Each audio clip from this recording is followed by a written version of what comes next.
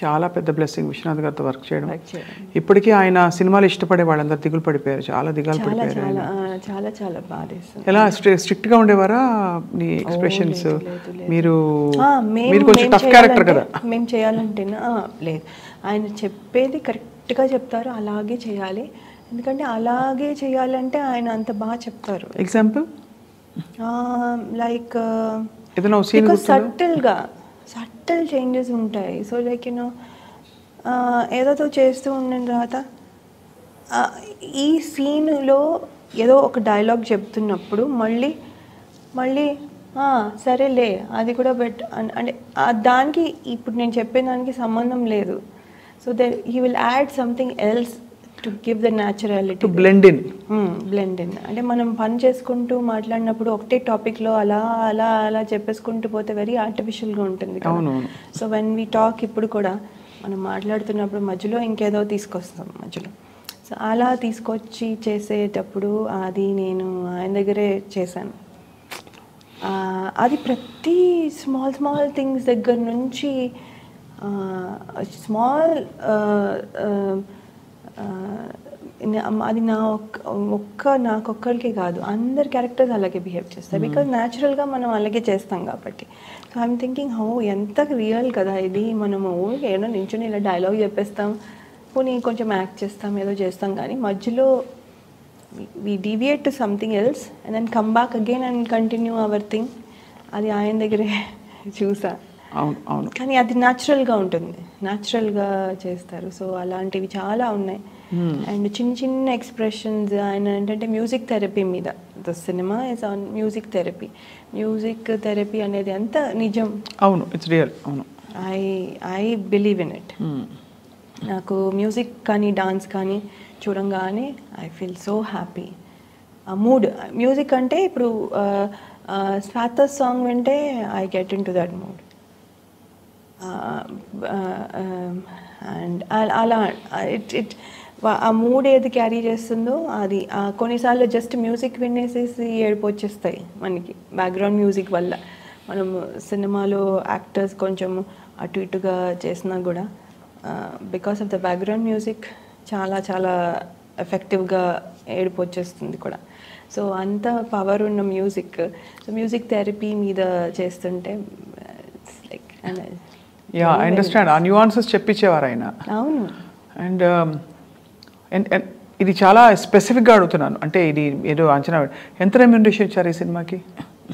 చాలా తక్కువే అండి. ఎందుకంటే అది కూడా అనేవారు, అంటే మనకి మంచి సినిమాల్లో యూ కాంట్ డిమాండ్. లేదు, చాలా తక్కువే. అండ్ యాక్చువల్లీ మేము అడగలేదేమి, అంటే what I mean is we did not expect రావడమే ఒక అవకాశం. అక్కడి నుంచి ఏమి ఇస్తున్నారో we just okay we took it, అంతే. అవుట్ ఆఫ్ రెస్పెక్ట్, అంతే. ఆయన దగ్గర డబ్బులు అంటే ఆయన సినిమాలో చేస్తూ మనం రెమ్యూనరేషన్ ఎక్స్పెక్ట్ చేయడం ఏంటి, మనం పెద్ద స్టార్స్ లాగా అన్న ఫీలింగ్లో అది అందరిది అంటారు ఈ మాట. Consistent. That's why I wanted to ask what your experience was.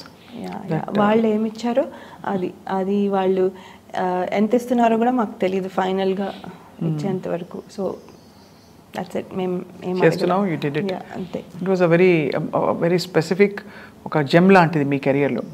చాలా చాలా. ఎన్ని సినిమాలు మొత్తం అయ్యాయి లెక్క పెట్టుకున్నారా మొత్తం? అప్రాక్సిమేట్లీ 50 to 60 ఫిల్మ్స్ ఉన్నాయి. తెలుగులో 40 ఉంటాయి.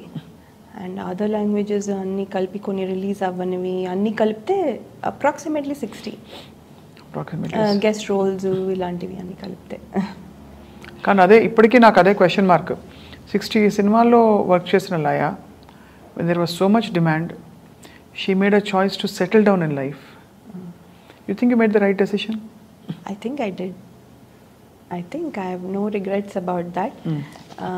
Because నా age is less, 23. I could have waited. అందుకనే I could have waited and got married later. But కానీ నాకు I was not sure I will get the same kind of person. అంత మంచి person వస్తారు అని నాకు గ్యారంటీ లేదు. అదేనా లేకపోతే ఇంట్లో ప్రెషర్ పడ్డారా కొంచెం? అయ్యో, ప్రెషర్ పెట్టలేదు. No not at all. మా ఇంట్లో పేరెంట్స్ ప్రెషర్ అస్సలు లేదు. ఎలాంటి వాటిలో అసలు ఉండదు. బికాజ్ ఇది ప్రెషర్తో చేసే పని కాదు. అది yeah so it just happened. Match వచ్చిన తర్వాత చూసాం. We also thought okay let's give it a try. అసలు అనే మేము కూడా ఎక్స్పెక్ట్ చేయండి ఏంటంటే, బికాస్ అన్ని మ్యాచ్ సెటిల్ అవ్వాలంటే చాలా చూస్తాము అని చేస్తాము, సో ఇప్పుడప్పుడే అవ్వదు అన్న థాట్లో కొంచెం ఎర్లీగా స్టార్ట్ చేశారు. అది కుదిరిపోయింది. That's a problem. అంటే నో చెప్పడానికి రీజన్ లేదు. I didn't find any reason. So I understand. No. But of course, God bless your family. చాలా చక్కగా మీరు ఇద్దరు బుజ్జికొండలకి అమ్మగా అండ్ అక్కడే ఒక మంచి భార్యగా ఆ రోల్స్ కూడా ఎంజాయ్ చేయాలి కదా. ఒకలా చూసుకుంటే అందరం ఏవో రకరకాల రోల్స్లో ఉంటాం లైఫ్లోనే. ఇదో రోలు అదో రోలు. కరెక్ట్. ఇది రోల్లో రోలు అది. అవును. వాళ్ళు రోజు కాల్ చేసి మామీ హౌ ఆర్ యూ, ఎలా ఉన్నావు అని మాట్లాడుతుంటే. పిల్లల పేర్లు? శ్లోక, మా అమ్మాయి పేరు శ్లోక, మా అబ్బాయి పేరు వచన్. వచన్. ఓ శ్లోక వచన్. చాలా డీప్గా ఆలోచించి పెట్టాను. అంటే కొంచెం కొత్తగా ఉండాలి అండ్ శ్లోక కొంచెం ప్రాబ్లీ అందరికీ ఉందేమో తెలీదు, కానీ వచన్ మాత్రం నాకు తెలిసి చాలామంది, అంటే నేనైతే వినలేదు. సో అక్కడ ఏం పిలుస్తారు? శ్లోక అంటారా? స్లోక కరెక్ట్. యా స్లో అని ఓ ఎక్కువ స్ట్రెస్ చేస్తారు. పిల్లల ఇంట్రెస్ట్ ఏంటి? ఇంట్రెస్ట్ శ్లోక డాన్స్ ఇష్టము దానికి. యాక్చువల్లీ దానికి కాంపిటీషన్స్కి వెళ్ళడం ఇష్టం. ఇప్పుడు అన్ఫార్చునేట్గా కోవిడ్ తర్వాత కాంపిటీషన్స్ ఇంకా స్టార్ట్ అవ్వలేదు, అది వెళ్తాను ఉంటుంది. అండ్ దానికి లా చేయాలని ఉందని అంటుంది ఇప్పుడు ప్రస్తుతానికి. యాక్టింగ్ దానికి అసలు తెలియదు కూడా అదేంటో.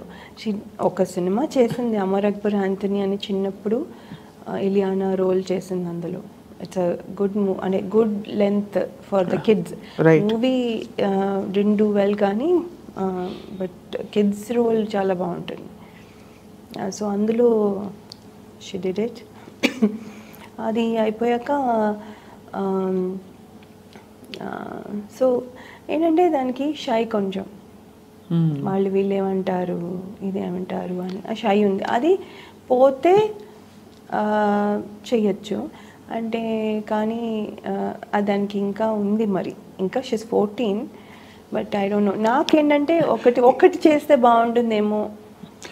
మీలాగే అంటే does she have the same kind of passion and aesthetic artistic? No, not for. పోలికలు మీలాగే ఉంటుందా? చూడ్డానికా? నాలాగే ఉంటుంది. నా కొంచెం నా బిహేవియరే సాఫ్ట్. ఇప్పుడు నేను కొంచెం ఎక్కువ మాట్లాడుతున్నా. ఇదివరకు ఆ టైంలో మనం మరీ చాలా తక్కువ చాలా స్వీట్గా బుజ్జిగా ఉండేది గొంతు కూడా. ఆన్సర్ కూడా 1-2 లైన్